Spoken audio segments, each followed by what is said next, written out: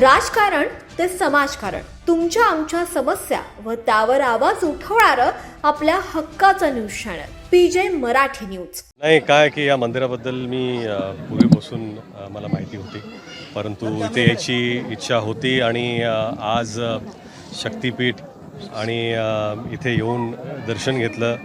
आपल्या महाराजांवरती एक एवढं भव्य दिव्य मंदिर आहे आणि इथे येऊन आपण दर्शन घेऊ शकतो आणि महाराजांचा संपूर्ण इतिहास या संपूर्ण परिसरामध्ये एवढ्या चांगल्या कलाकृतीमध्ये इथं दर्शवलेला आहे किंवा दाखवलेला आहे. ही पण छान गोष्ट आहे. माझं खरंच खूप शुभेच्छा आपल्या सर्वांना की आपण महाराजांच्या प्रेमापोटी श्रद्धेपोटी एवढं भव्य मंदिर बांधलं आणि आज पहिल्यांदा आलो आहे, पण नेहमी मी नक्कीच येत जाईन, कारण इथं येऊन महाराजांच्या चरणी आपलं मस्तक ठेवून एक ऊर्जा मिळते आणि मला वाटतं हे ऊर्जा देण्याचंच एक स्थान आहे.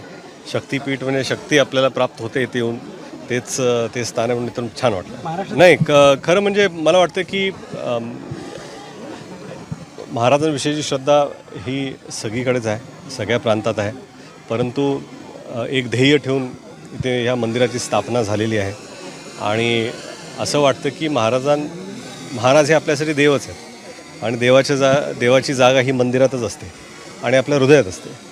तसंच मला वाटतं की प्रवास करताना एक तीर्थरूपच आहे. आपण जसं पंढरपूरला जातो आणि कोल्हापूरला जातो, सिद्धिविनायकला जातो, तसंच आता इथे पण लोक येतील दर्शन घेण्यासाठी.